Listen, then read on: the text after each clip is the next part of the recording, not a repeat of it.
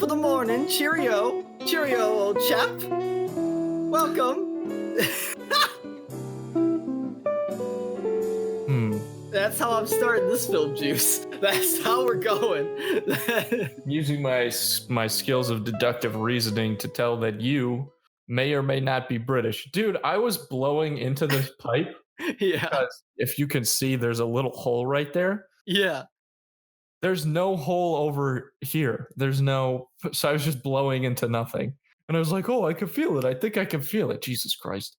Such a dumbass. I do not deserve to wear this. Honestly, no, hey, you gotta give yourself more credit. I could see, I think out of anyone I know, and I know everyone, you would look and fit the part of Sherlock Holmes. If I was directing Sherlock Holmes, you would be in the casting. You would be there. You'd be in the audition. Well, we share a lot of character traits. We're both geniuses. Yes. We're both incredibly observant. We both are, basically professional violinists. We both have real goofy sidekicks that we kind of carry along with us wherever we need You're talking to go. about Matt. You're talking about Matt, of course. Yes, of course. Of course. This is going to be a lot of fun. Oh my. How funny would it be? How funny would it be? You're missing so much if you're not watching the podcast this week. I know this is it's so funny to me because this is only the second podcast that we've done video for, and we're already jumping in so much to the visual bits. What are you gonna do? What are you gonna? You just gotta watch. You just gotta watch. How funny would it be if you could blow smoke out of it? Well, that's what I was hoping for. I was hoping maybe this was like a bubble one or something like that. Dude, you would be the whole show. You would be just blowing shit out of it. It would be. Oh my god, it'd be so perfect. What are you gonna do? God. Well, I'll describe how you look in a sec. But before then, welcome to Film Juice, the show where we talk about detectives, movies, shows, and all the like. I'm Joe Dorado. And I'm Andrew Canada. And we detectives. We're going to talk about... because it's a special episode today. Yes. If you haven't guessed, if you're not watching, I guess you wouldn't have guessed. But Andrew is dressed up in some detective garb, some Sherlock Holmes garb, because this is none other than the mystery, I guess... The Film Juice Murder Mystery Special. Yes, you said it. You said it the best. I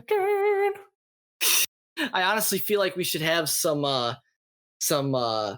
we should be doing a dinner and a show. You know how they usually do dinner and a show. Oh, like a mystery dinner theater. Yeah. Yeah, that sounds awful. I went to one of those medieval times things once. Oh, those are so cool. They're sick. I don't remember how the food was, but I remember the lighting. Oh. I don't remember anything, but I remember the way that the stadium or whatever, the arena in the center was lit. It was dramatic. Did you go to a really good one, or did you go to I think we went to a good one. Okay. Because it was in Orlando. Oh, you went to a good one then. Okay. I thought you went to one around here, and I was like, I don't know if those are the best compared to They have one somewhere around here, don't they? They do. They have a Ren Fair somewhere around here. No, it's not even a dinner. It's like dinner thing. No. It's not a Renaissance. It's they do it year round. You should every day. Oh, I don't know then. Maybe around here. You've never heard of this thing? It's do you know what I'm talking about? It's medieval dinner theater. No, I know, but I don't think they have one around here. I feel like maybe they do. I don't know. I'm not going to look it up. I don't really want to go. But if you're wondering why I'm not in detective garb, I Didn't pass the exams. I didn't pass the exams. I'm really hoping next week the exams will be passed. They do them every week. So Conveniently, I'm just gonna predict I will have the exams passed next week, and I will have my hat and pipe. And even if it doesn't fit, standard issue. Even if it doesn't fit theme wise, conveniently, it will work. Because I'll miss out. I'm missing out right now. I'm missing out on the pipe action. Well, that was a sentence. So anyhow, we got before we get into these mystery movies, which we will get into soon, we have some wait. Can you I want to test the theory. Are you sure there's no air blowing into the Yes, I'm positive, Joe. Because like what if you put water in the No, nothing is going to happen. There's no nothing. It's nothing. Nothing's going to work, Joe. I tried. It is a bummer. I'm not happy about it. But anyhow, we got some movie news. Not a whole lot, but we got some. The big thing, we posted about it on the Film Juice Instagram. If you follow that, you should at film_juice. But basically Mulan got announced that it's going to be streaming on. This is the live action Mulan. Yes. That we're all boycotting because there's no Mushu in it. Mm-hmm. It's going to be on. It got announced it's going to be on Disney Plus. The exact date is September. It is. I will just delay the announcement of this date.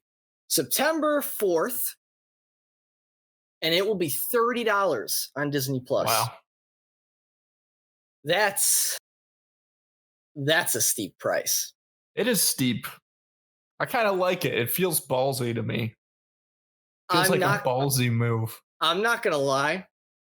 I can get hate for this. I don't care.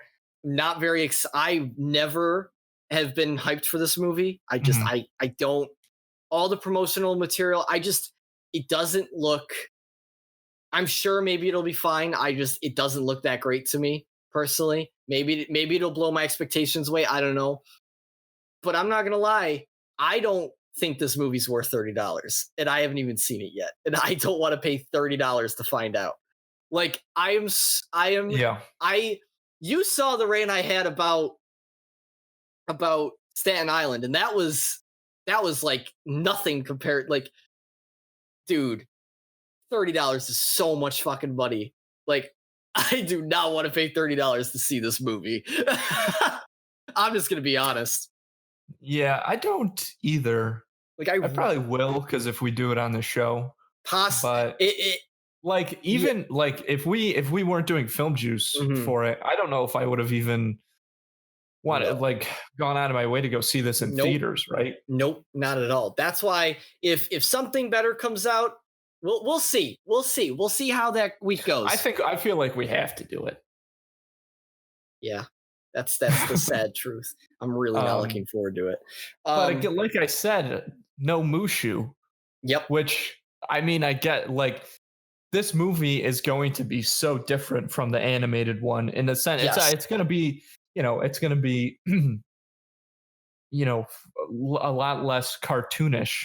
Yeah, they're going for, obviously it's not in it, but you know what no, they said they're going for, it's because it's based off of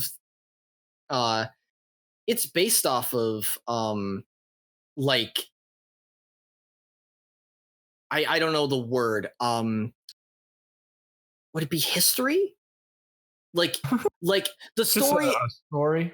No, well, I can't remember. I can't remember if it's like based off of. I don't want to get this wrong either. Is it okay? Two things I want to make sure I get right. Is Mulan? I think Mulan is based in Japan. It is No. not based in Japan. Joe Dorado, the That's racist song. This is Joe Dorado's oh, racist song. oh my god. I Just just fucking with I you. It's I China. just haven't And okay. everybody knows that, so I'm a little surprised. I just haven't seen, dude. I haven't seen Mulan, even the animated movie, in so Yeah. long. Like I don't remember. The animated So movie is great. it is. I just haven't seen it in forever. I just forgot. Girl Worth So Fighting For, underrated song in that movie. that is an underrated song. I don't remember. Probably every song in it. Even the song Mulan sings about who's that girl she's seeing in the mirror staring back at her. Yeah, Even that might be underrated, honestly, just because the "Let's Get Down to Business" is that's so popular, and that's very popular. it just overshadows everything else by so much. I know. I remember when we were like in some theater thing together in high school, and we're on a weird tangent now, but I'm gonna finish this.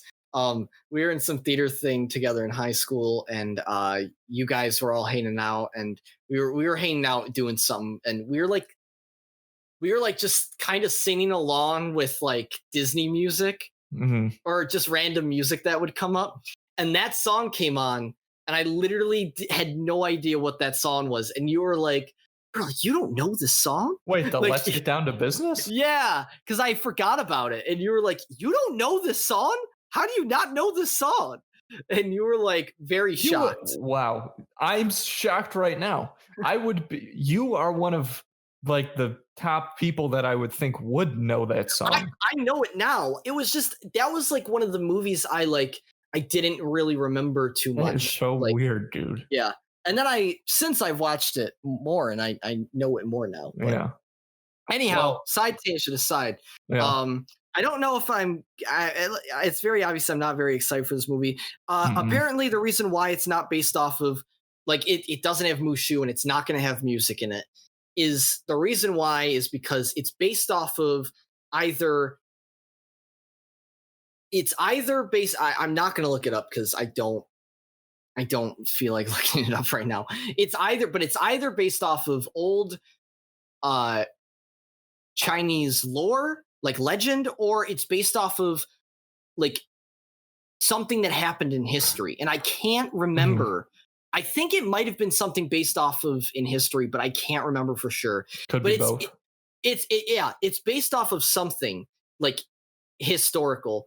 Mhm. And basically they want it to be more representative of that because I guess Yeah. when Yeah. I that makes guess sense. when I guess when the cartoon movie came out, a lot of uh I guess people in China were actually kind of upset it like wasn't as uh accurate. Yeah. So I I I understand why it's like this. I just don't know if it's something I'm interested in. Does that Yeah. make sense? Just I because think that I think that it's gonna be. I think we might end up being surprised by it. I think I think that so too. it might end up being a very cool sort of action movie in a little bit. Yeah, I Um, think so too. and I'm it's also gonna look good. It just Mhm. I think the tough thing is going to be honestly getting the tone right because Yeah. I mean obviously they're like we've said a bunch. They're getting away from the cartoony tone that Mhm. goes with the animated movie and Mushu. Yeah. Um, but I think that it's gonna be. I mean, it's at the end of the day, it's still a great story, Mhm. and I wonder if that's just going to if the movie is just going to take itself so seriously that Mhm. it's not going to be enjoyable. Yeah, I'm this is what I'm gonna yeah. This is what I'm gonna do going into this movie. I'm going to completely like I'm gonna try like as hard as I can basically to not see it as like to not connect it at all to the original. Like Right, right. I just they're Yeah, going so far out of the way to like make it different enough that it's like it's more of a reboot than a remake, yeah, and it's like honestly. a whole different movie. Yeah. It definitely is a reboot Yeah. So for sure. um Yeah, it's gonna be interesting. We'll see what happens when it comes out. I don't know if it's gonna do well. We'll see. I don't know if I it's don't. going to do well either. That's what I'm most curious about. Because I'm telling you right now, if we didn't do this show, I would not pay $30 to watch it. Honestly, No. if it came out for free on Disney Plus, I also may not even watch it. If we weren't doing the show. Like, Yeah, I'd go back and forth, but I don't know. yeah. And it's not it's just something I'm not personally like, I don't know. I just feel like there's things that are more that Sure. I'm more interested in to watch. And Yeah, that's you can just watch how X-Men the animated series on Disney Plus, which I have or watched a couple episodes of. Or you can watch Spider-Man the animated series, the 90s one, which is the best one it's so good. except for Spider-Man and His Amazing Friends, which is from the 1960s. I That never watched show, dude, I used to wake up super that. early in elementary school so that I could watch it. Yeah. And this show is so fucking funny. It's so good. We could spend a whole episode talking about it. So Oh no. I'll cut myself off right here. Don't ask me any questions about it, Joe, because I'm Okay. gonna go in on it. But that show, Okay. it's I one of got you. those.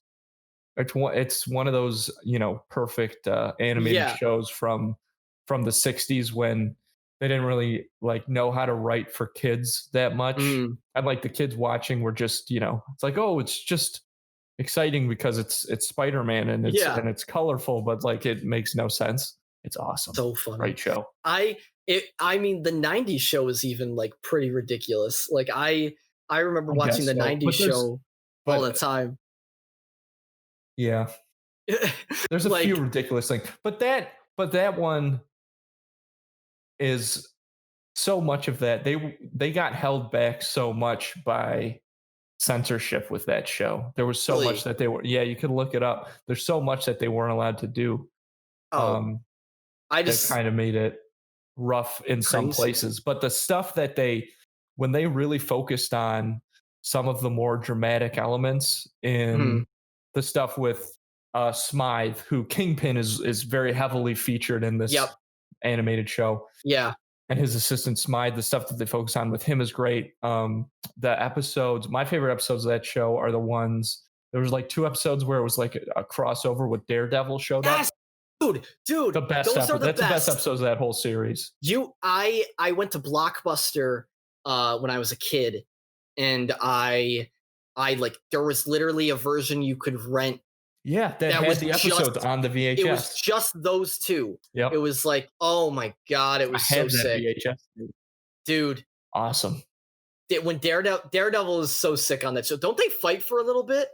Yeah, it's sick. Yeah, that shit's awesome. And that was such a big thing that they would do. I mean, they did it in comics a lot even too, but they did it so much in animated shows. Was whenever there would be, a character from a different comic series or something coming in, they would always conflict at first. Yeah, and man, it's just like a one of those tropes. Yeah, two things I'll say about it really quick. Hobgoblin on that show was awesome, dude, and because they didn't have Green Goblin, they had they did have Green Goblin, but it was mainly I mainly remember Hobgoblin. And yeah, Hobgoblin was like way more like the main feature than Green Goblin. They barely had Green Goblin on there. I think there's a reason for that. I don't remember what it was. And Mysterio was on the show, like a good, he was great. Oh my god, he was like kind of dorky though. It was funny.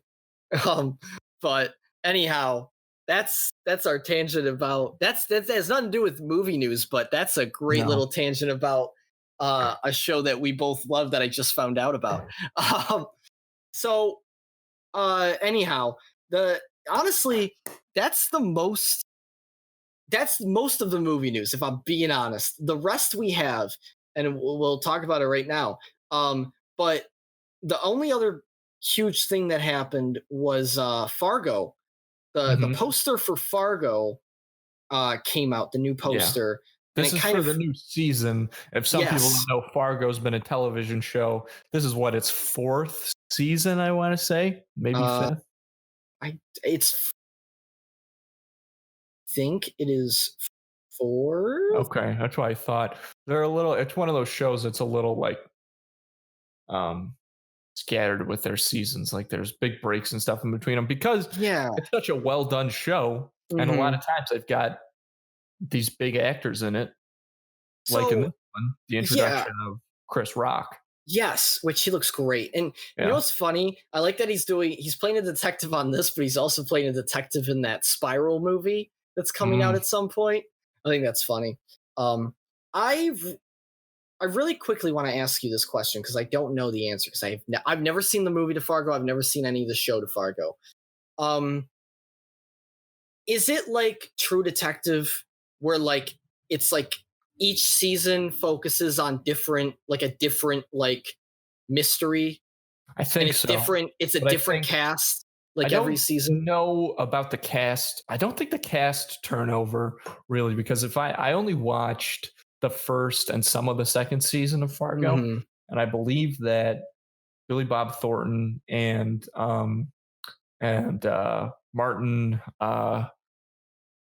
Martin Bilbo Martin Oh, Martin Martin, what's Sheen. his name? Martin Sheen. No, it's not Martin No, Sheen. it's not Martin Sheen. Jesus Christ. Martin Short. It's not Martin Uh, Short either, Joe. what? Hold on. Hold on. This is Hold so on. funny because he plays Watson in the Sherlock show. Hold on. It's not Martin Short. No, it's not Martin Short. Martin Martin. Short is a comedian. Oh no. Oh no. No, not Sherlock Holmes. Sherlock Holmes show. Okay. Let me see. Martin Freeman. Jesus Martin Christ. Freeman. Yes, of course. Jesus. Martin Freeman, and I'm pretty sure they're in both those first two seasons. So, and I Okay. don't know about the third. So, Okay. So yeah, it's that's a little different, and obviously but that's interesting. I haven't even seen much of True Detective. I know people swear by the first season. Like people say the yeah, first season of that show is fucking incredible. Um, but yeah, it's I've never seen it, but it looks good. The poster looks cool. I like seeing Chris Rock in more serious stuff. So, and I haven't seen him in a movie in forever. So I wonder if this is like comeback to Hollywood. That'll be cool. I don't know. He's always doing stand up, dude. He's never He is. stopped doing that. So, Well, yeah, he has been like he came out with Tambourine, which was a huge special on yeah. Netflix. He was So, also the most recent thing that I can think of, movie that I can think of was, gosh, it might even be like 3 years ago now. It was at least two. Um, he did a movie called The Week of, which was which was one of the movies in like Sandler's Netflix deal. oh, oh yeah, I didn't watch it. I did Yeah. see that. I didn't know if that was any good. I So, don't know if any of those were any good, but okay, sweet. no Then comment. I like a few of them. yeah, I get why people don't like them that much, but I don't know. mhm. I think they're cool. Yeah, I never Murder saw them. Mystery. Did you see that one though? With Um, Aniston and Sandler. We should have done that movie today. I mean, we've got two really good ones. yeah, we But do. No, if we were, I've not seen that. that movie is actually good. I'll have to look. Is that Quite. an older one? That came out like a year ago. Oh shit. Okay. I didn't know Maybe Sandler even made. less. I have no idea. I didn't know Sandler made any good movies Time is since so. Oh my god, Uncut get off Gems. it. Since Uncut Gems, that movie is great. Movie is great. What was I gonna say? Get off it. I was gonna say. Do. Oh, we have one more bit of movie news before we get into these movies today. But it was announced that there's a Tron movie being made by Disney, and it is gonna be directed by the director of Lion, which I never saw Lion. I don't know if you ever saw it, but it is being directed by him, Garth Davis, and Jared Leto is set to star in it. Now, I don't know why Jared Leto is always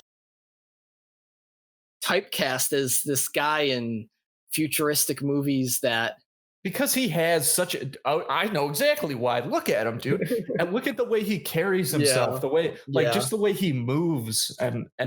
everything. Like he looks like he's a guy from the Mhm. future.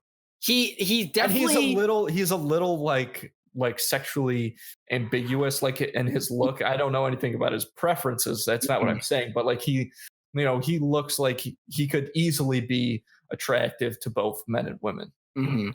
He definitely can't be the like protagonist in this movie. It No.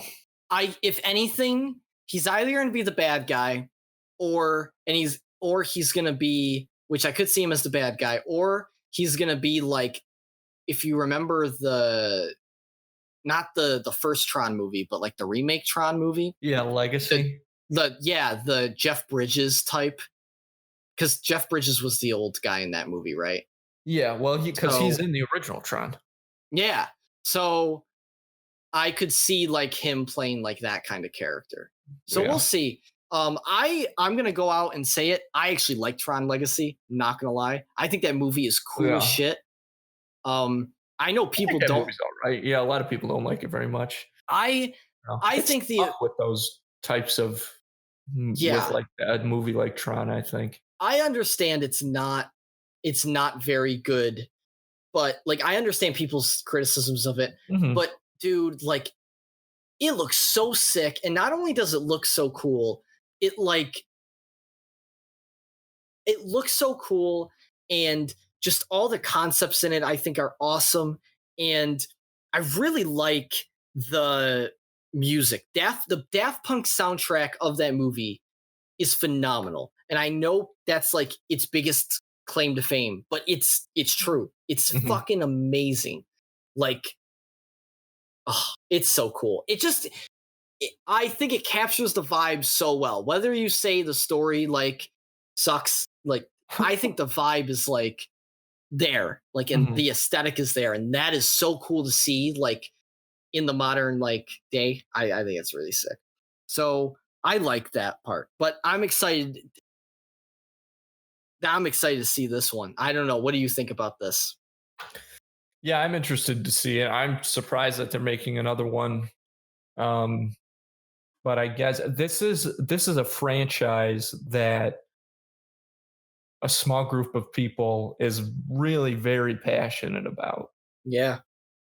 So I guess I can understand why they would make one because it definitely doesn't seem like something that's, right in the center of the cultural zeitgeist. But like I said, a lot of people really, really enjoyed this franchise and care about it.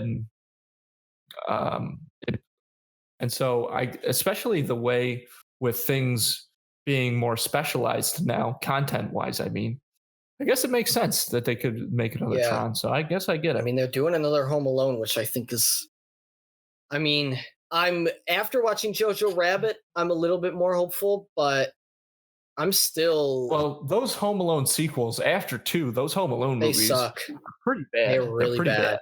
They're really bad. Once they got rid of the original cast, it was like all downhill. People hate the second one, and like The second one is good. I Lost love in New York. people hate the second one because it's literally the first movie just rehashed, and I understand That's it. Okay. it's the exact the same. only thing here's the thing about that. Yeah. Who gives a fuck? Who cares? Who cares? It's just Sequels do that all the time, yeah. and I could not give less of a shit. It's That doesn't bother me one bit. it's just so I understand that, but I will say in people's defense, this sequel is like pretty fucking like similar. Like it is like It's spot on. it's like beat for beat spot on similar to the first movie. It's Basically, like yes. the only difference is they're in New York, and the one guy is in it. The hotel guy. Mhm. Tim Curry. Tim Curry. Yeah, the stuff And with the hotel staff is different. yes, and Tim Curry is like the best addition to the movie. Like That he's guy, amazing in that movie. what a Dude, phenomenal actor. That he guy is might so be one of good. my favorite actors. Like he's definitely one of the most underrated actors Oh of yeah, all time, I'd probably say. for sure. I'm sad I haven't seen him in more. I've Well, seen him in. he's super sick. I don't know if you Oh know really? this. Yeah, Damn, yeah. that sucks. We don't have to go into it because I don't know all the Well, details. yeah, that's a bummer though. That sucks. But what movie has he like? What's like? I don't know. I feel like I haven't seen him in obviously not in a while because what you said, but I haven't. I feel like the last movie I've seen him in is Home Alone 2. I'm sure there's something that he's been in that Oh I yeah, like. he did a few other things. He did a lot of TV as well. Oh yes, that makes sense. But yeah, so hopefully it'll be good. We'll see. But I mean, it's very early production. Obviously, it won't be coming out for years. But yeah, cool stuff. We got some murder mystery stuff to get into. Let's just do it. Let's. Oh my god. So yeah. The first one. So we're doing two. Doing two murder mysteries. One is very recent, which is one of the ones that we actually kind of considered doing on our last episode when we did movies that we kind of missed because of that long hiatus that we took. This is one of those movies, and it's Knives Out.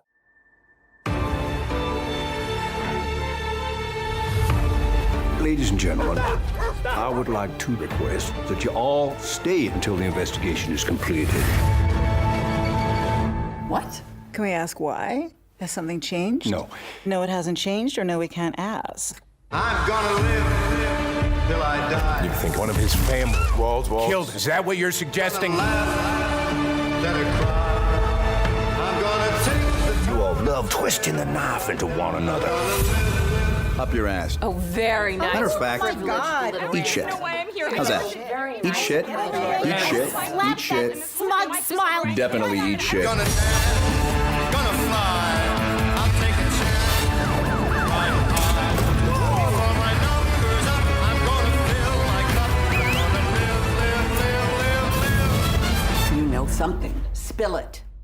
Which is obviously written and directed by Rian Johnson, who did everybody's favorite Star Wars movie, I'm pretty sure.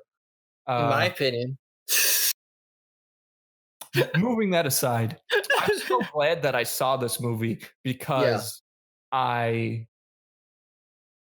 like Rian Johnson so much more now that I get to see him actually doing a project that doesn't have so much weight to it, right? Like you get handed a Star Wars movie, that franchise, there's so much pressure from that franchise and etc. So to see a movie that he can just really put himself into, and obviously he did because he wrote it as well. Yeah. It was great to see. And the guy, we'll get into it. So if you haven't seen Knives Out, incredible cast. You have Daniel Craig, Chris Evans, Jamie Lee Curtis, Ana de Armas, Michael Shannon, Toni Collette, Christopher Plummer. Insane. It just keeps going from there. Even it's the craziest cast since Ocean's 11, dare I say. Interesting. It's pretty nuts. It's an interesting idea. Perhaps. That is such a tough. It's tough. That's an interesting idea. Maybe the thing is, let me. That's an interesting thing to talk about. Let me sum up this movie real quick for the people. Go for it, in case they didn't watch it. So, Knives Out centers around a very wealthy family, the figurehead of which is Harlan Thrombey, Christopher Plummer's character, who's a famous novelist. So all of his children and their children are sort of, suckling at the teat of his wealth, so to speak. So his only true companion, the only person in his life that like genuinely wants nothing from him, is his nurse, Marta, who's played by Ana de Armas. And she spends more time with him than anybody else. So what happens is Thrombey, Harlan, winds up murdered and obviously everybody in the family has a motive. Is it a spoiler or not? The stuff about the will? Can't recall. The fact that they're trying to. Oh, well, I would just say that they're fighting like right. So they're okay. I thought so. So yeah. So it could be anybody. Everybody's got a motive, and then of course there's the will reading, which we won't spoil, but that thickens the plot even more so. Yes, and they kind of all just want the money. Exactly. Everybody wants a piece of the pie, the piece that they feel they're owed for whatever reason. Enter Inspector Blanc, played by Daniel Craig, a real southern type gentleman, played by Daniel Craig, and he's not going to let any of this funny business stand while he's on the case. A perfect impression. Yes. Oh my God. He's trying to solve this murder. His sort of assistant, I guess, for lack of a better term, is Keith Stanfield, awesome actor who plays Lieutenant Elliot, his partner. Yes. So Daniel Craig plays the detective trying to solve the murder. Everybody's a suspect. It's a classic murder mystery, a la Agatha Christie. There's definitely remnants of Murder on the Orient Express, which is a movie that we did early on in the TV show, which is an awesome movie. Great movie. And that's one of the things is that you can. This movie is set in the present, and it's a very modern movie in some ways, but you can tell how much it was inspired by those old classic mystery whodunits. Yes, with a large cast of players, and everybody's got a motive.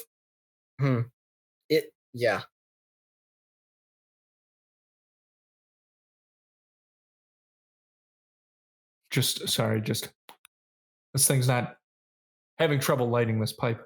But yes. So where do you want to start with this movie, Joe? Okay. This movie, well, okay. Obviously we touched on the cast a little bit. The cast of this movie is amazing. Daniel Craig, Chris Evans, you said the names. It's just they're all so good, and so many of these actors I've never seen in a role like this. And it's so refreshing, but they do it so well. And honestly, the best part about this movie, the best part about this movie easily is the directing. This movie is directed so well. The shots in this movie, this movie is so expertly written, and it is so expertly executed in every technical asset. It's insane, how well it is, or how good it is. It's crazy. I gotta tell you, when I went into this movie, I knew, I like Rian Johnson as a director. I've liked him since Breaking Bad, because he was the big director on a lot of those episodes, the big ones too. So I was very excited, and I liked The Last Jedi, and so I was very excited to see this movie, because I know, with the flaws of The Last Jedi, I know he's a great director.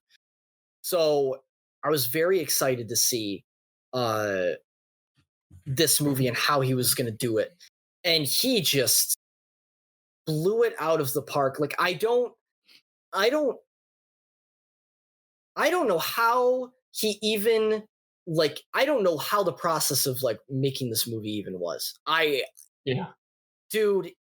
Okay, well, I guess shooting it, no, I don't know. I don't know how this had to have been such a complicated movie to write, and such a complicated movie to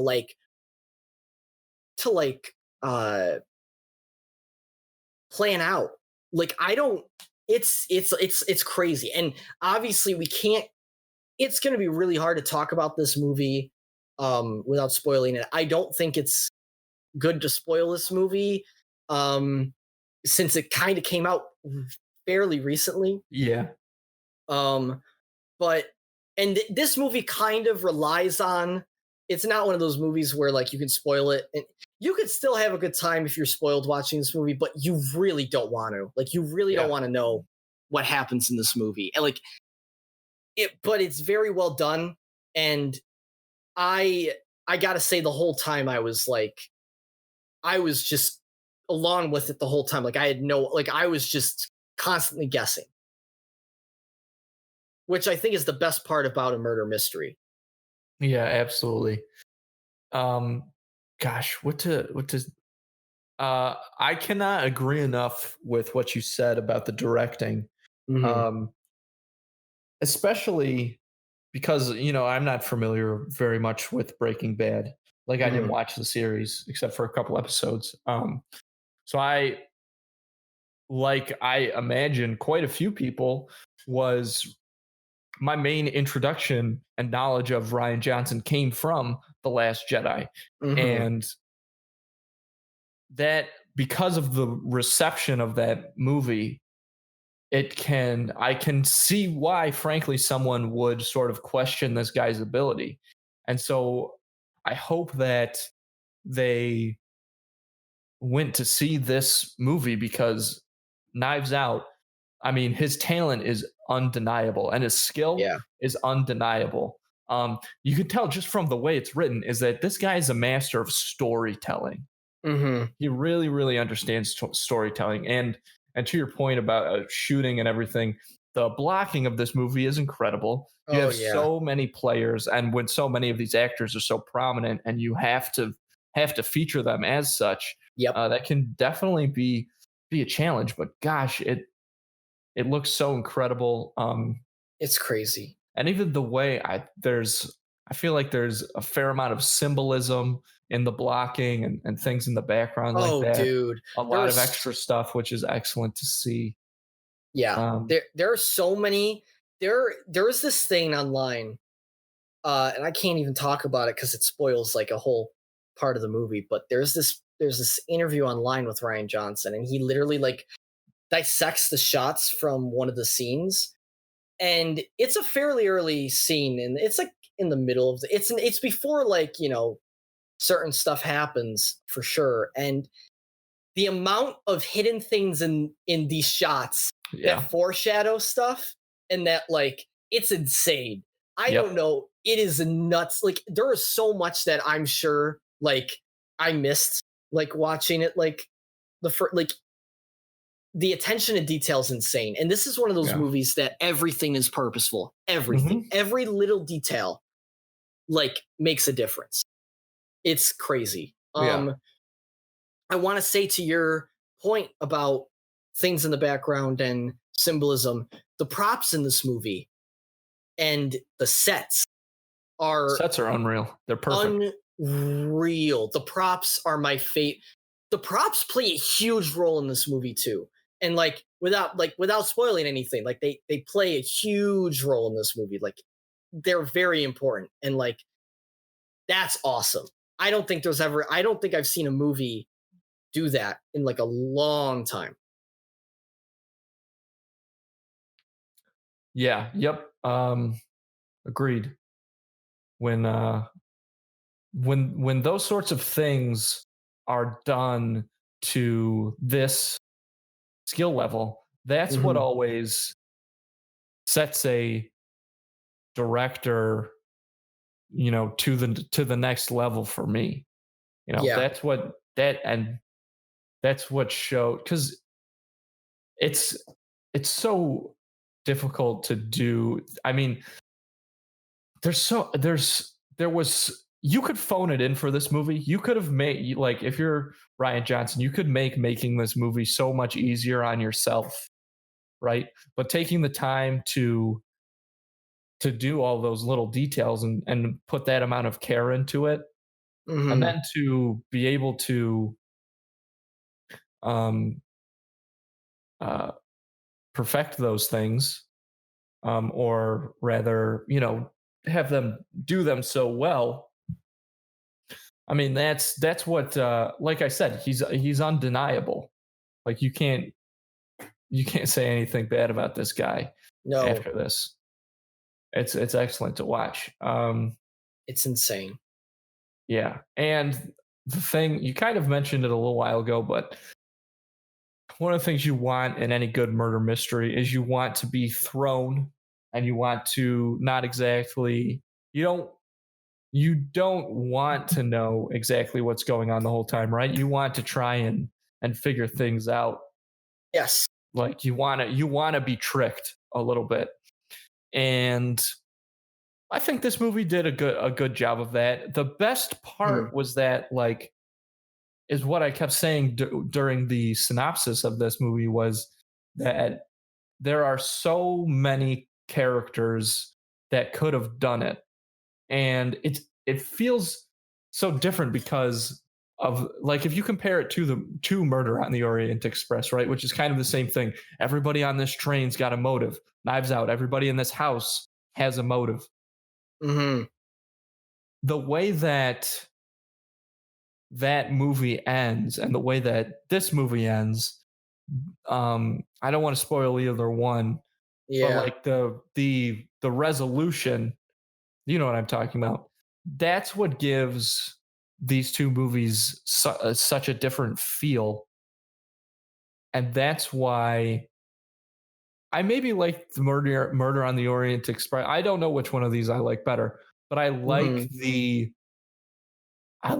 setup, and I like the way that this movie does try to trick you and things like that a lot better, because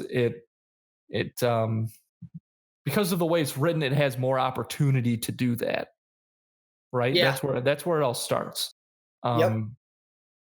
So that is what really sets this up for me as being a great murder mystery, and standing apart from Murder on the Orient Express, right?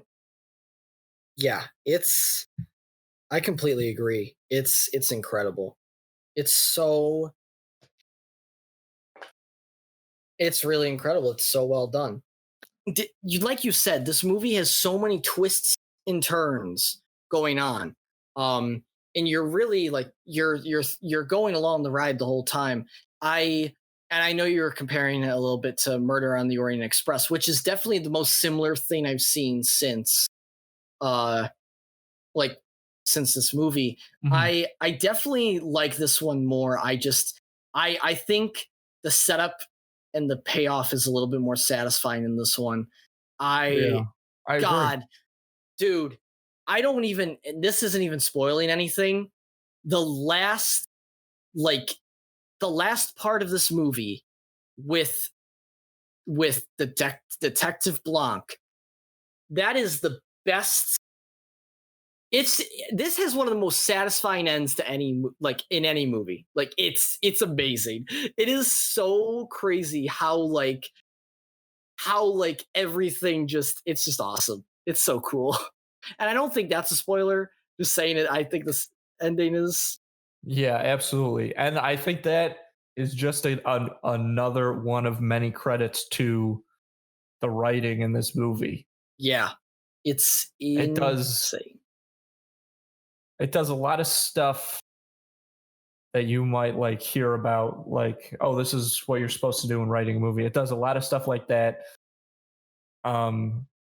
perfectly, and makes it enough, puts enough of a spin on it to make it, its own. Yeah, I will say, I can't say anything about this without spoiling it. There is, and this is like a very small thing. There's one aspect of one of the things that happens in the movie. I still am a little like, I don't know. I'm still a little perplexed by it. I know I said like for the whole time I didn't know what was going on. There's like one thing that like I felt like was a little like obvious. It's very interesting. It's very interesting. I can't. I think that's what he wanted, but like it's very hard to explain, which is why like I can't like knock it that much because I still think by the end it works and it pays off. It's just some of the things that happen are a little like with the way the movie's structured. I don't know. It's hard to explain without spoiling the movie. It really is. So I don't want to spoil it. So I'm just gonna say, so like for me, this movie isn't perfect, but it is close to perfect, and it is very, very, very well done. Yeah, that's the thing. It's definitely not perfect, but it does. It's so well done that it just adds to how captivating the movie is with the whole, this idea of the mystery going on and stuff like that. It's awesome. I want to quickly shout out the lead in this movie, like the main lead, Anna de Armas. She was the last thing I saw her in was Blade Runner 2049. She was amazing in that movie. She stole she stole her scenes in that movie. I feel like we might have even talked about that. I don't know if we talked about it on the show, maybe, but maybe I think we privately. did. I think we did talk about. She was great in that. She was very like small part in that, but she was awesome. Oh my god, her parts easily because her parts we definitely like did talk about it. Now that I've seen more, there she was just fantastic, and man, she kills it in this movie. Is like amazing as the lead, and I can't say enough about this movie. I think this movie kills it, and I think it's just so well done. All the twists and turns, and I wish I could. I don't know. The thing about this movie is there's only so much to say about it. Right. Like you can't without spoiling it. But the shots and the structure and the editing, it's all very, very well done, and all the actors are amazing. And yeah, that's the thing. One of the acting's really good across the board. One of the ones that stood out a little to me, and none of them are really like. Everybody kind of gets their moment, but nobody's on a super long time because there's just so many people to get to. But Michael Shannon, who plays Walt, one of Harlan's kids, Michael Shannon, amazing actor, obviously. Yeah. And we're so used to kind of seeing him, I think, as in this. I mean, he can do anything, but I think that one of the things we're so used to from him is this kind of very angry guy. And he like can yell really well and he can get very intense. There was a subtlety to his performance in this movie that was really, really great to watch. He was good. He was very much not what he usually is typecasted as. Yeah. So that was very nice. Because his character in this movie is definitely still angry. Yeah. But he definitely represses it, whereas it's not like Shape of Water. Shape of Water. Literally anything that Michael Shannon has done, just about. I love watching that. That guy's a great actor. Though, he is. He's amazing. But dude, he killed it. I gotta say one more quick thing, and because this is one of the few parts that I can say without spoiling the movie, because it's literally the first thing in the movie. The opening to this movie rocks.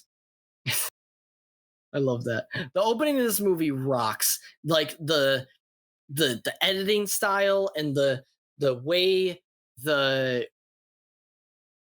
edit the interviews together. It's like a montage. Yeah. It's so well done. It sets up all the characters like really well. Yep.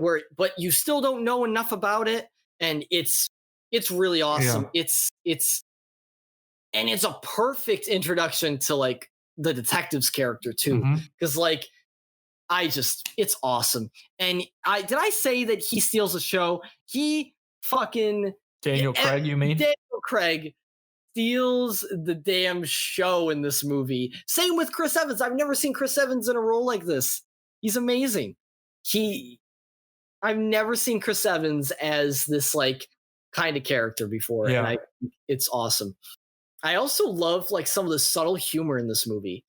This movie's got a lot of pretty funny parts. Mm-hmm. Not even I shouldn't say subtle. Some of it is not subtle. There's this one part in particular with one of the characters who like is like obviously a very stereotypical character, and they don't shy away from him being the most stereotypical version of this character. It's one of the kids. He's like the worst. It's so funny though. Like he does a great job too. Yeah, and he's in it maybe less than anybody else. Oh my god, he does a great job with the very little screen time they have. Yes, but his like whole like bit is like amazing. Like it's so well done.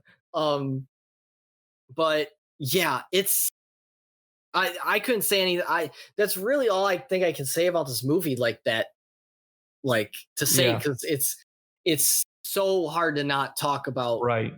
And it's very good.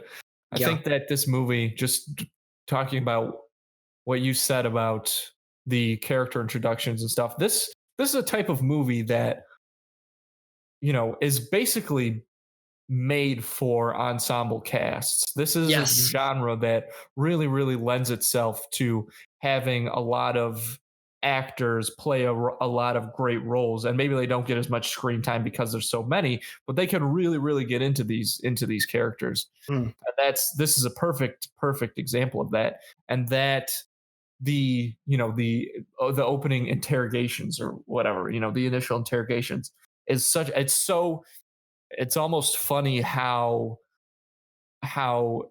a perfect introductory device is basically built into this genre for you. Yes. And it's great. And it's hard to make ensemble pieces. It's hard to make ensemble pieces, especially this large and this grand work. I mean, Ocean's 11 obviously did it, but like it's very few and far between. But this movie does it very well, and it's really fun to watch, and it's just so. I definitely recommend this movie. It is on without a doubt streaming services, and I'm ready to. It's on Amazon Prime, so definitely check it out if you have that. I'm ready to rate the sucker if you are. Let's do it. I'm gonna give this movie 9 juice boxes out of 10. Wow. I'm going to give it 8.5 juice boxes. Wow. Okay. Yeah. I just don't think it's quite a 9. But I think it's a perfect 9. This is one of the few movies I didn't have to like struggle between two scores. I think a 9 fits it perfect. I can understand that. I mean, like we keep saying it, but we cannot stress enough how well done this movie is. Really. That's what sets it over the edge. I also think I think a lot of the things in this movie is like pretty genius, but I don't know. It's very intricate and it's very, very, very well done. But 8.5 is still a really good score. And yeah, obviously we both recommend this movie. Definitely give it a shot. Definitely check it out. And we got one more today. Yes. We got one more. Oh man, I love this fucking movie. I forgot how like, just not to spoil my thoughts on this movie, but I forgot how like I just forgot about this movie, and I'm glad we got to revisit it. Sherlock Holmes, 2009. I have a request. Someone I want to see. Sherlock Holmes. You and I are bound together on a journey that will twist the very fabric of nature. Allow me to enlighten you. Tomorrow, the world as you know it will end. Well, there isn't any time to waste then, is there?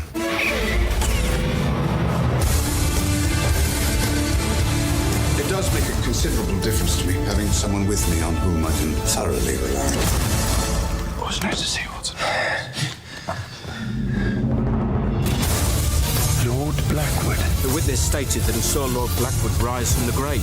Gonna raise a force that will alter the course of the world. He's just as brilliant as you are, and infinitely more devious. We'll see about that. Nice touch. I was simply studying your methods, should the authorities ask me to. Sherlock Holmes with none other than Robert Downey Jr. as the man himself, and I don't want to mess up the other guy's. Jude Law.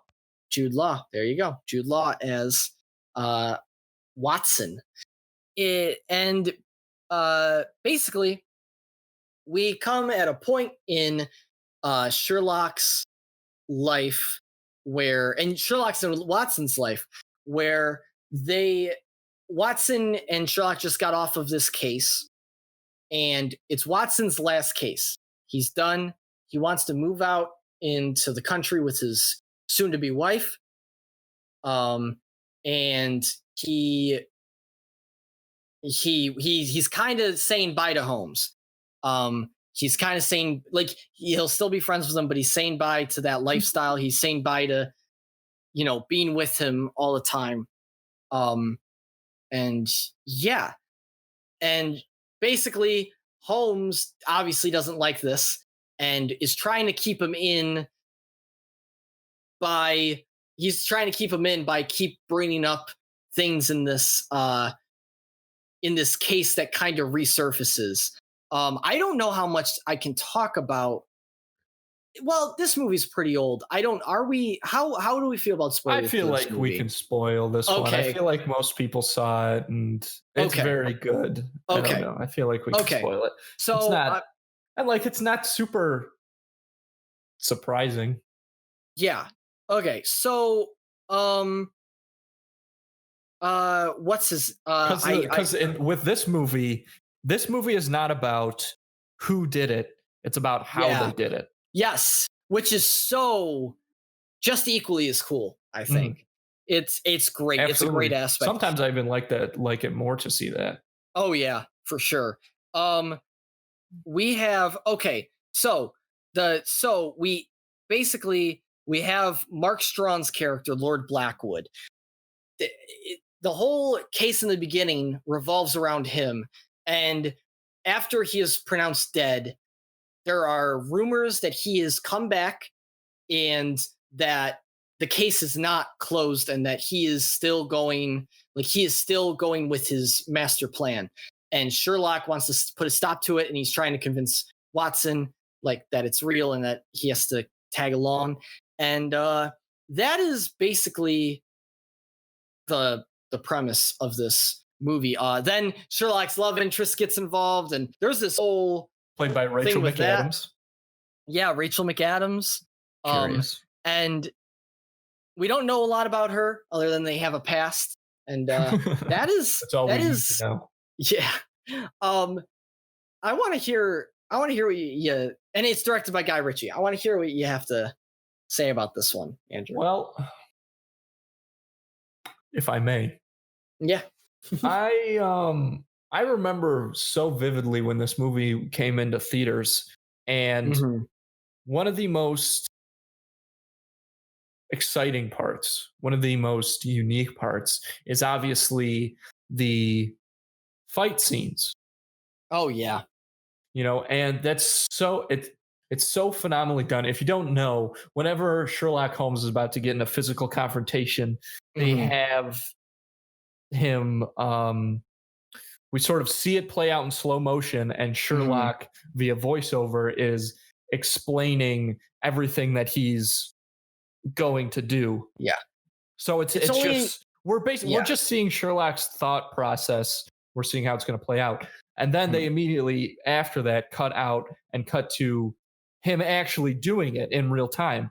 And that's phenomenal for a lot of reasons. One, it tells us so much about this character. It perfectly displays the version of Sherlock that we're seeing and how analytical his brain is.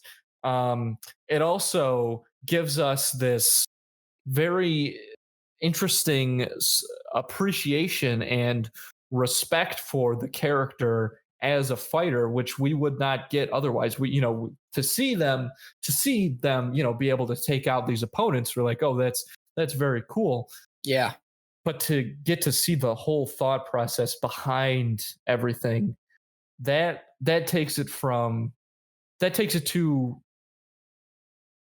something on a skill level that I don't think we as the audience would appreciate otherwise if we didn't see Sherlock's thought process. Completely agree.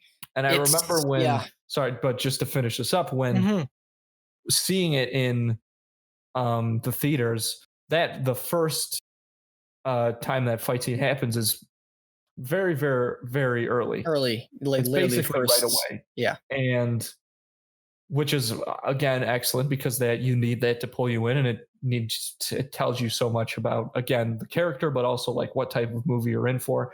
I remember seeing this in the theaters with a friend of mine, and right when that moment happened, we looked at each other and we were like, okay, we're in for a great movie here. Yeah. It is insanely well done. I will say it's only in that part is actually only used in the beginning. Which I didn't realize. They actually stopped doing any of those sequences after, like, by the time you get first two. I think that's it. I don't think they have. How many fights does he get into though? He gets into a decent amount because there's the last one. There's the last one. Yeah, there's like the last one. Then there's two of them with that big guy. There's the one with the boat, and so there's like a few. Okay. There's a few action scenes after, but those are a little different though. But I think you're right. But like, the ones with the big fella, like he's so. Sherlock Holmes is, maybe they don't do it to show how thrown off he is in that moment, because he definitely, as the movie goes on, he gets a lot more manic until the very end, of course, when he is able to solve the case. Well, that's really interesting, though. This is why I think they did it like that. I think personally, if they did that throughout the entire movie, it would have overstayed its welcome. I think it would have been it would have been too much. And not only that, I think after the 2 times, I think they maybe do 3, but it's like 2 or 3 times. After they do the whole that with the fight scene, it's more like, I feel like they play their part to just introduce us to the character and show us how he thinks when he's fighting, and also explain why he's good at fighting. And once you do that, once they set that up, you don't really need to do that throughout the entire movie, because then you're just slowing the movie down. Exactly. So I actually really like that they only, and I didn't even realize it until I rewatched it, that it was only in a few parts. But I really like that it's only in a few parts, because if it wasn't, it would be a little too much. And this movie's already kind of long as it is. It's 2 hours, which, I mean, it's not too long, but it is long enough where that would slow it down. I also would like to say they use that same technique when he's like observing certain things too, which I think is really cool. I really like this version of Sherlock. I think Robert Downey Jr. does a phenomenal job.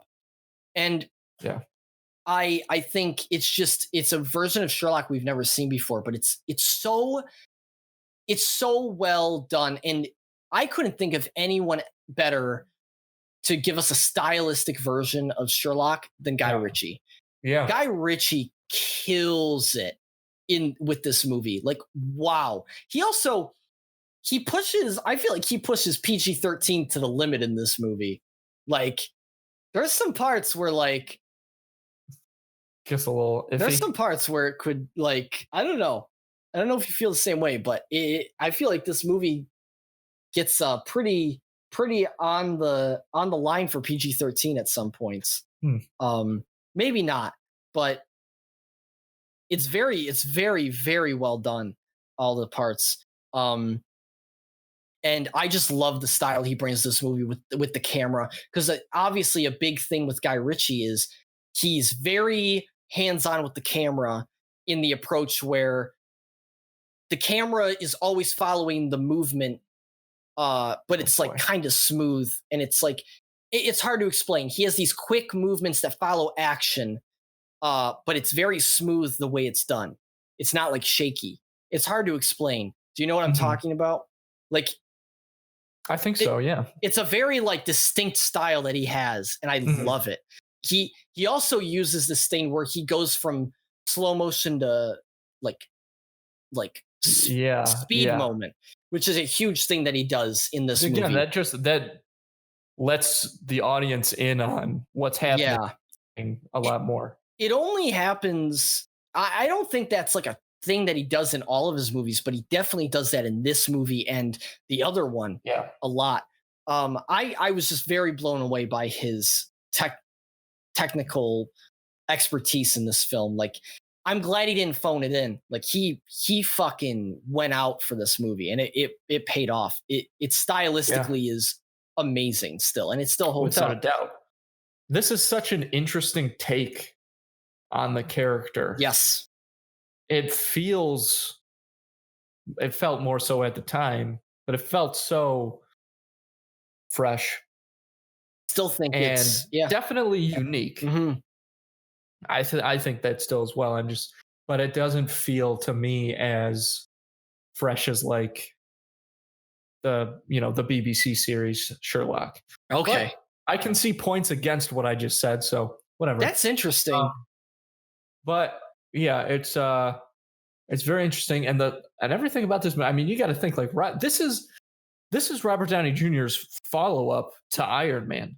Yeah, and we all know the way his career was pre-Iron Man. So this was a huge movie for, I think, basically everybody involved, right? Stylistically, it's awesome. Yes. You really feel like you are.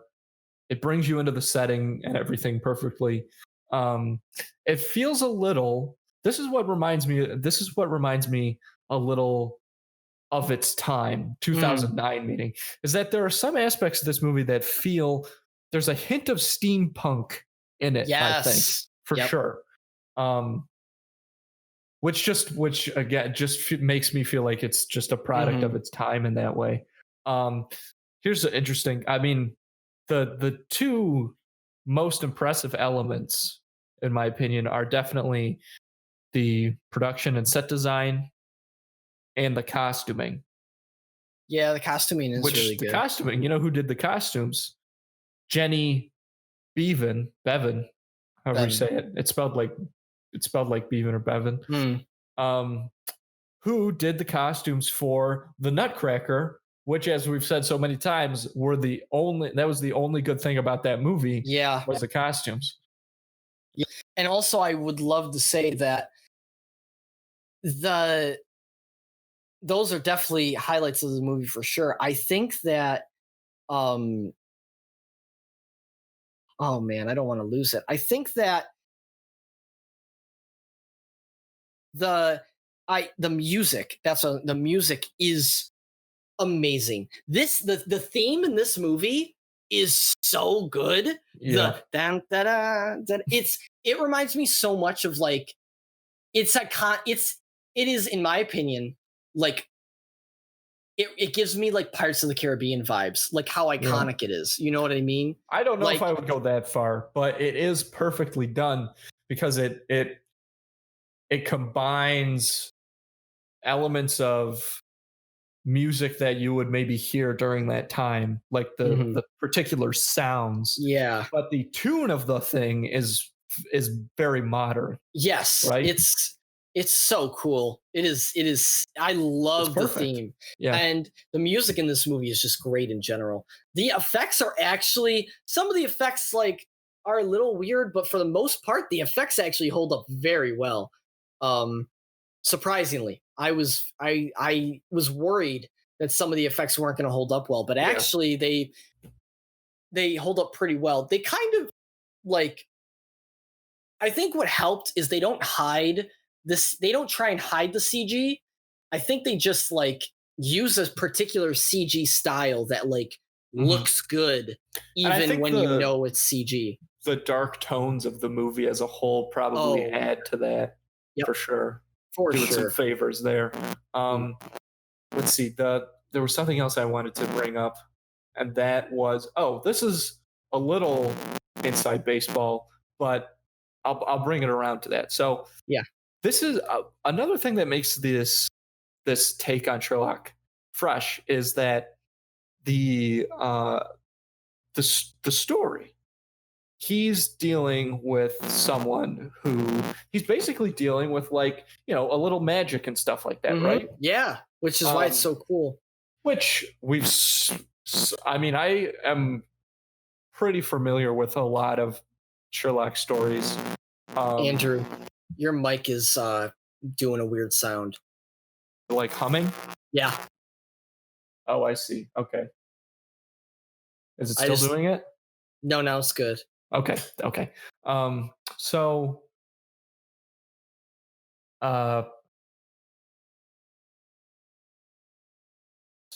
yes, this story. So it's different from certainly any movie or television show that we've seen with Sherlock.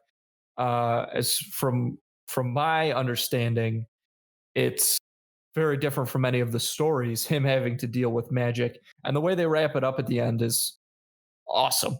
But that's what's so interesting, and this is what I want to give a little insight into is Sir Arthur Conan Doyle, who wrote the novels, obviously. He was good pals with Harry Houdini. Oh. And whereas we've talked about this before personally, and we probably even mentioned it, you know what? We mentioned it on Two in the Cooler. I don't know if we've ever mentioned it on this podcast, but there's a long history of, like magicians and, the supernatural things like that. So I just think it's interesting because Doyle was very into seances and stuff up to a certain point when his buddy Houdini, who would go around disproving psychics and the like, Arthur Conan Doyle was like, he was all in on this magic stuff. So it's very interesting to see his most famous, most beloved culturally character sort of go down a similar path of interacting with this magic stuff, and then that's actually really cool. Isn't that kind of cool? That's really cool. I like that a lot. That adds like a whole new thing, like level to the. But what's even, and I love, like, I see people, I think, when they think of Sherlock Holmes, they this is the thing. They think of Sherlock Holmes and they think of Moriarty.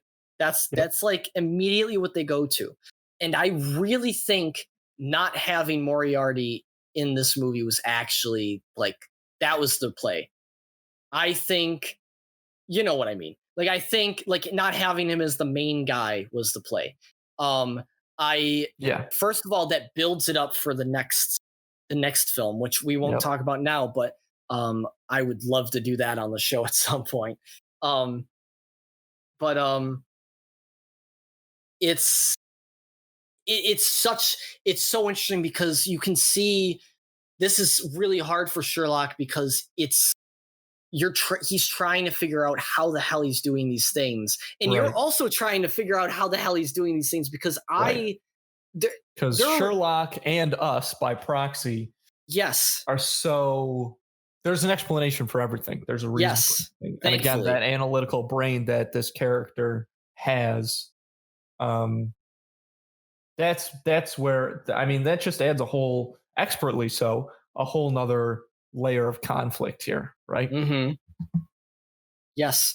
And it's so satisfying at the end. Now, this is another very sad. This movie also does very well at the end with the satisfying moment where Sherlock just is literally like not helping what's his name at all, but he like knows he like has him, and he just starts talking like and going through how he did it, and it's so good to watch. Like that's the other thing about this character is you can tell obviously, and they show it throughout, that he's so used to being in control, and a big part of that is because oftentimes he is. And again, that's why I think as the movie goes on, his character becomes so much more manic. Is because he's losing control. He's got Watson on the one hand, and then of course this case that is giving him a lot of trouble. So Rachel McAdams gets thrown into the mix. I think I really like that. They emphasize they don't they emphasize it, but they don't show it in a dumb way that he is a very lonely character. He's a very lonely person. And the reason why is because they show it perfectly in the one scene where he meets Watson's soon-to-be wife for the first time, where he just completely analyzes her through and through. And I really like that they show that his knowledge is also a curse, and that it pushes people away. And that's why Watson is his only friend. And not only is Watson his only friend, he's about to lose that. And I think you see he's kind of desperate. And that's something that he's kind of really, it's really bothering him. And I really like that they kind of show that that he, as well as he seems like he knows all the answers and he's in control and he doesn't need Watson, that's the exact opposite. He needs him so much because he doesn't have anyone else really, because how he pushes people away.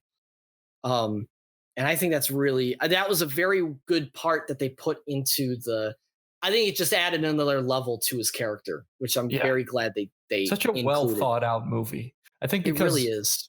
They knew for sure that they were going to have to tell this story and show these characters in a more interesting light that they've probably never been shown before.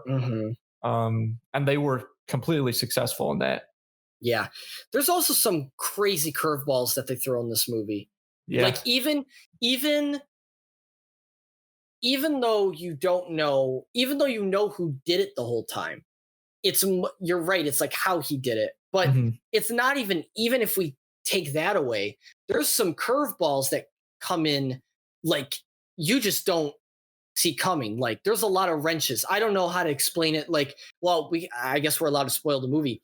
The explosion part, my jaw dropped. I forgot that happened in the movie. When I was rewatching it, and immediately when the pin pulls and he turns around and he does the stop, and first of all, that sequence looks fucking awesome. That is such a well shot and well done sequence. Not only does it look great, it you feel it. It's you feel the power from what just happened. And it's so jaw-dropping because not only is it amazing to look at, but also terrifying to see. It's it really, for me, it came out of left field. I just did not see, because they just escaped death. That's the thing. They just got done escaping death. Okay, here's a breather. And then no. Yeah. It's excellent. The best part, and the reason why the jaw drop works so well, is right when the pin gets pulled, it's just absolute silence.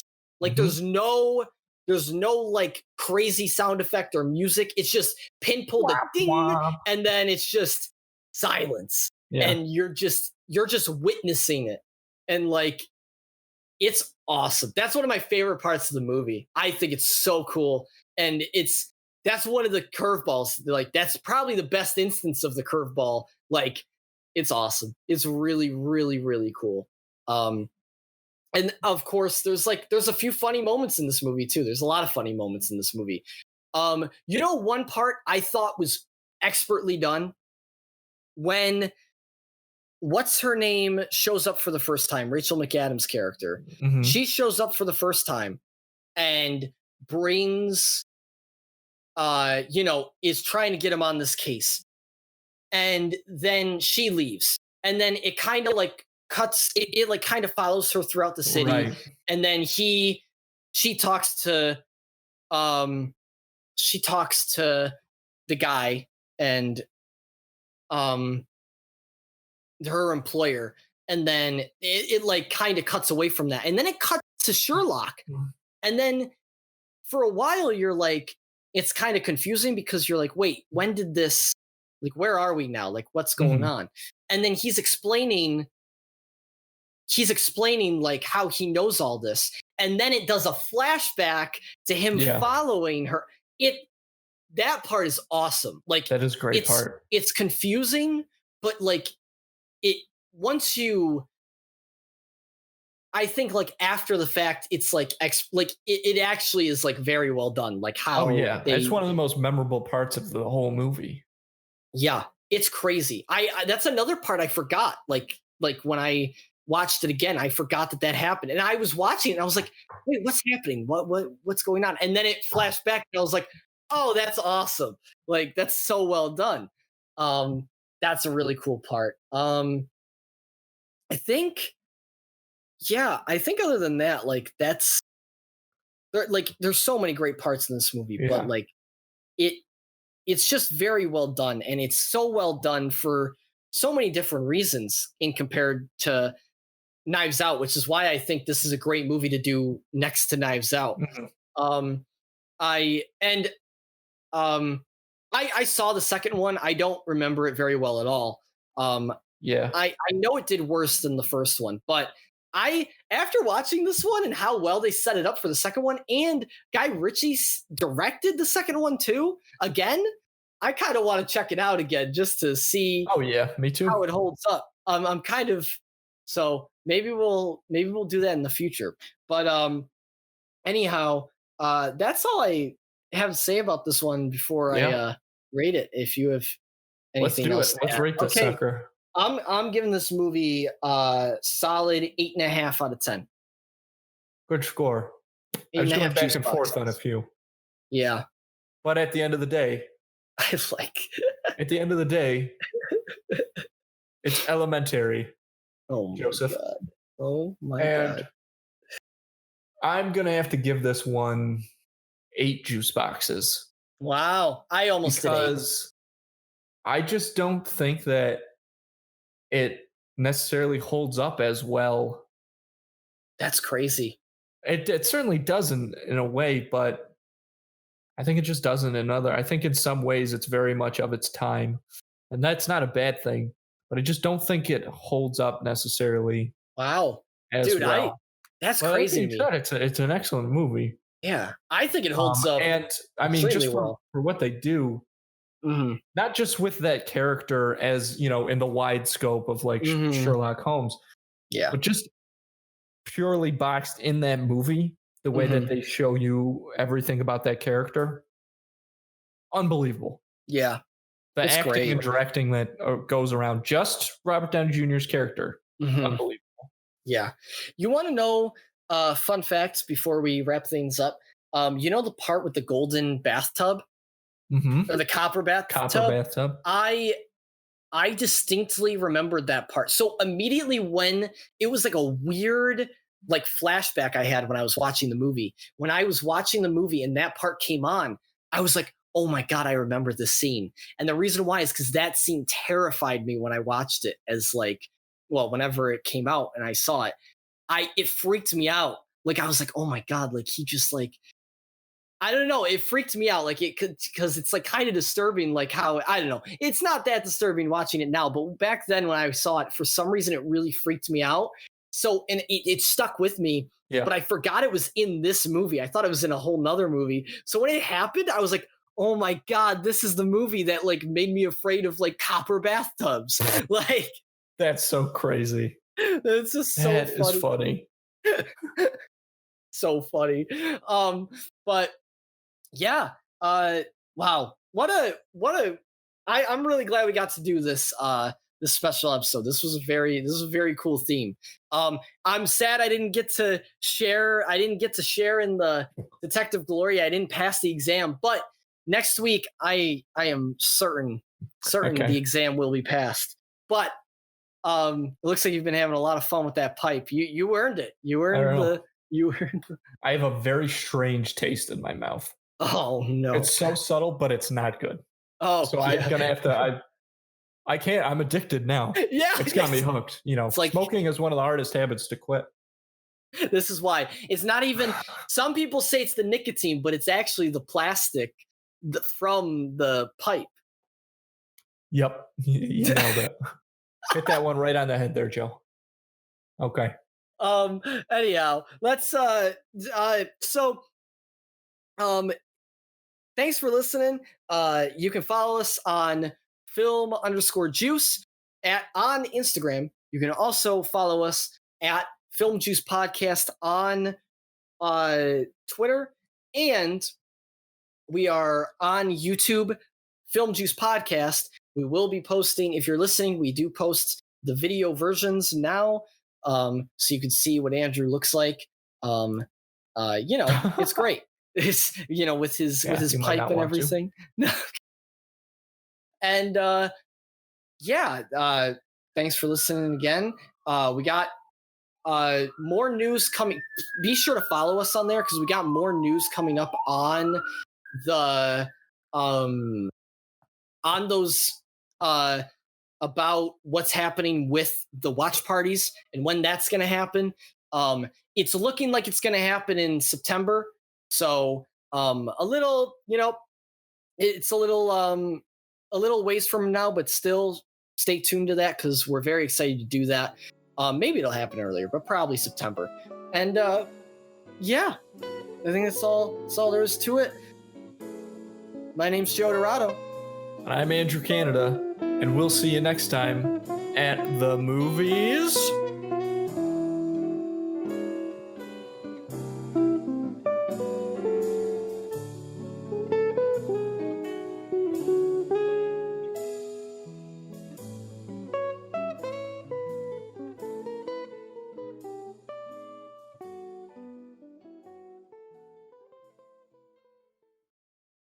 Indubitably.